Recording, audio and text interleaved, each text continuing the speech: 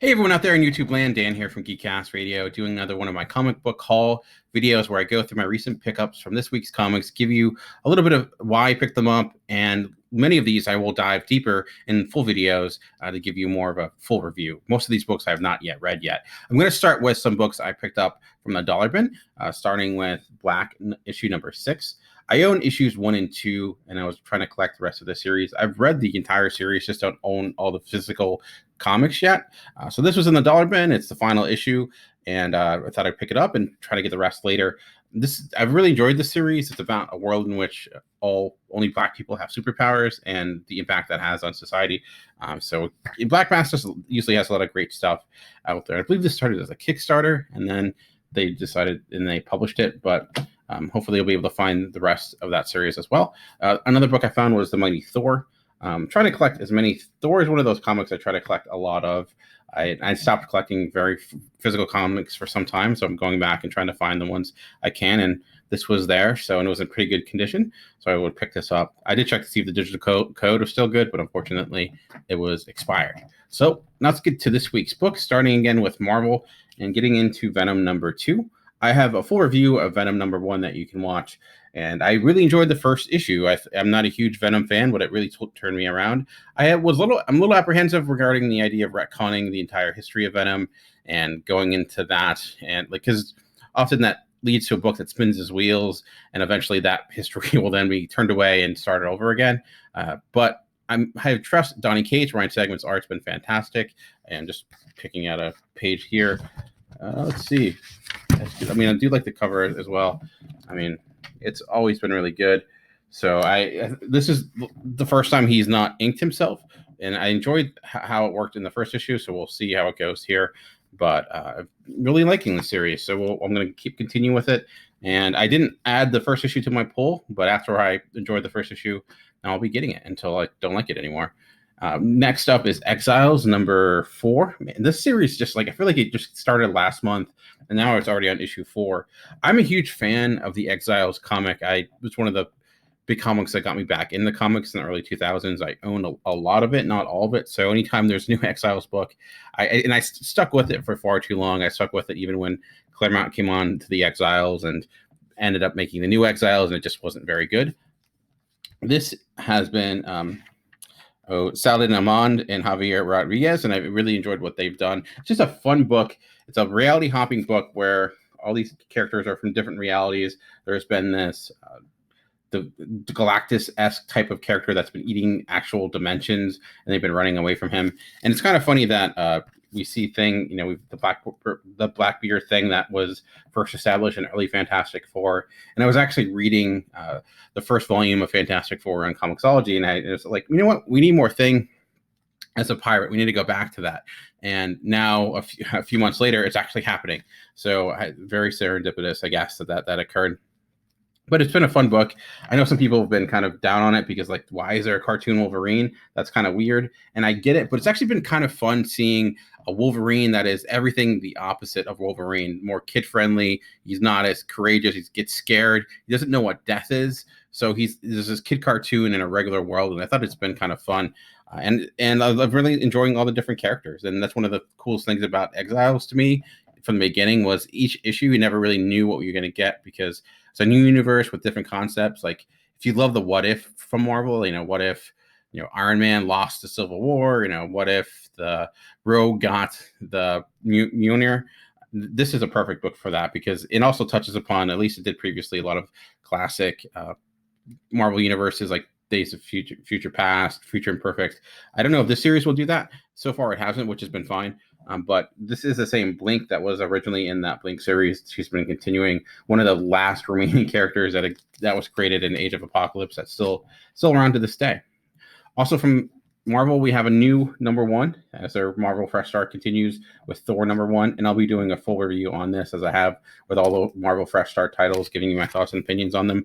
I've loved Jason Aaron's run on Thor since he took it over, and since the Mighty Thor to Thor Gods of Thunder. Now this is the beginning of his third act, so I'm curious to see how this works. I've actually was appreciating Jane Foster Thor more than Odinson Thor. So now that we go back to it, I'm curious to see how it goes. I'll see how fun that is. Some indie comics that I picked up. This one from Boombox, By Night #1. I picked this up mainly because the writer John Allison was the same writer as he wrote Giant Days, which has been to me one of the most consistently fun and engaging series out in the shelves. It's about basically these college kids that in their foibles that go on in adventures.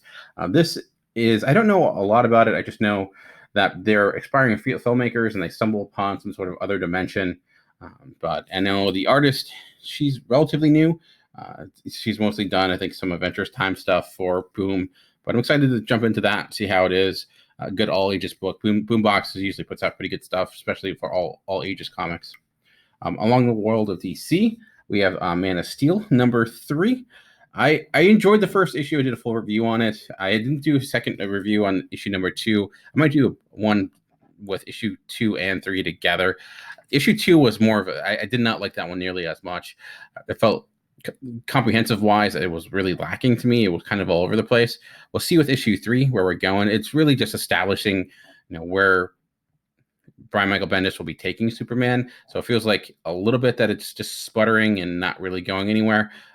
But we'll see. I like the voice Bendis has for Superman a lot. I'm just hoping that we get a little bit more here to kind of hold on to story-wise.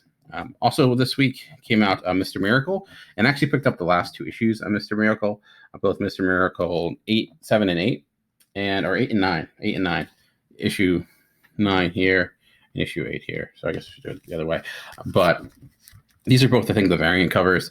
This to me has been like consistently the most, when it comes to craft, the best book on the shelves on a monthly basis by far. I'm really excited to kind of dive in to see what this issue has. It's nearing its end. Only, this is, I think, a 12-issue series. So I'm really excited to see, where this is going. I know Tom King was recently on Seth Meyers, I believe, and he was talking about it a little bit. But it's, I know some people have had problems with it because you don't know everything that's going on. It does leave a lot for interpretation.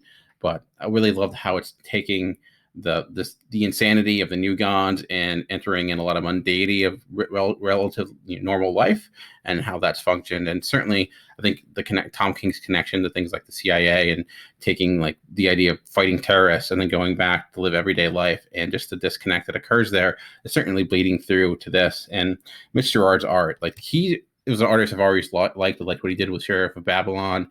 He did some of the Batman issues, but this is another level for him. He just stepped up his game. This is his cover as well, and it's phenomenal. I'm sure this is going to win many Eisners this year and probably next year as well. And there's 2 more books from the world of Image, going to Dead Hand #3. This series has been fantastic. I've loved from Kyle Higgins and artist I'm forgetting, Stephen Mooney. It's been, the way I would describe it, it's like it's a Cold War thriller kind of. It's got kind of a Cold War thriller vibe, but also flashes forward to present day, where you're kind of living in this town that almost reminds me of something like History of Violence, where you have this guy who was a former, CIA special ops person. Now he's living sometimes, in this small, dainty little town. But there's been a number of twists and turns that have happened with this book since the beginning. Each issue has ended on this really exciting, to me, cliffhanger and mystery. And it's like watching a Twilight episode, but after the twist, you keep going. So the only problem with that is, does it write itself in the corner? Is that something it's going to do every issue? You can only have so many twists before it becomes redundant, and then you kind of get a little bit ridiculous. I think we'll see a lot with the 3rd issue, but I've just found this really fascinating. It almost advertised itself as something and ends up being something very much different. So that might, I think, draw some people away. But it's also been kind of going in between different time periods from the past, during when these characters were like in their heyday and working for the government, to the present day. But there's like images like this, for example, that there's been like a lot of these great splash pages that I've really appreciated, along with just then juxtaposed to just the normal everyday life of something like this, people sitting and eating dinner at a table, just hanging out. So it's been a really engaging series. It wasn't really what I expected going into it, but in a good way. I ended up appreciating this a lot more. I also really love that cover. It's like It's a great look. It has a really great style to it that I've really enjoyed since the beginning. Last, and maybe one of the biggest books, I don't know. I know it sold a lot of pre-sale copies. We'll see how well it actually does, is The Magic Order #1, which is brought to us by the wonderful folks of Netflix, apparently. So this is Mark Millar and Olivia Coipel. Their series, Netflix recently bought Mark Millar World, and this is their first venture together. Eventually, apparently, this will be an actual Netflix series. This actually might be a book that I know. What was interesting about this book was that it had a huge amount of pre-sales, and it's allowing for returnability, but they're not doing any second printing. So whatever is out now is out now, and the Netflix show is probably going to be, released who knows when. And what we might see is that the interest in this book will go up once that series is out. Maybe by then the first trade will be out. So, but will there be any copies available? Because they're not doing reprints, and I'm sure a lot of people are going to go around and try to grab these up, thinking, they'll be able to send their kids to college on it. Who knows? But that tends to never pan out. I'm not a person that tends to buy comics because I think it might actually, those people that try to get comics because they can sell them on eBay or stuff like that. I just pick what I like, and I've never sold a comic in my life. But I know there's a lot of channels that do that. That's not me. I don't have that much interest in that. I just like reading what I like, and I usually just buy things mostly for sentimental value than anything else. But if you are one of those people, might be something to keep on your radar, because who knows where the interest in this book will go.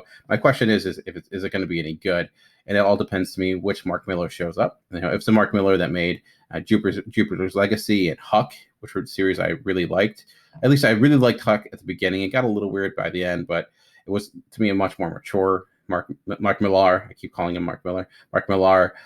If it gets to some of the humor that from Mark Millar, which I'm not always a fan of, who knows? Or it was Empress or Emperor he did for Marvel, or through their Icon imprint, which was a sci-fi adventure with Steve McNiven that ended up being rather dull. It just felt like a book that we're trying to make a movie out of. So you ended up leaving its actual story behind. So that has me a little concerned, thinking the interest here is not making a good comic. It's just making something that will eventually sell, or it has sold with Netflix. Maybe because their deal's already done. That's not the case. I love Olivia Coipel's art, so that has me excited as well. So we'll see. I'll have a view of this up as well to dive deep into it, looking to give my actual full thoughts and opinions. So, but those are pretty much all the books I picked up this week. Curious to see what you all picked up. Any books you're excited for? Let me know in the comments below. But if you want to listen to more of my in-depth thoughts, I do release a weekly podcast, The Comic Concierge, where I dive deep into the week that was, including books that I just pick up digitally. You can listen to that every Monday. Usually releases around lunchtime. But for now, if you want, and you can go to GeekCast Radio as well and check out more of my stuff there. But for now, remember, comics are for everyone. The key is finding the right one. Until next time, thanks for watching.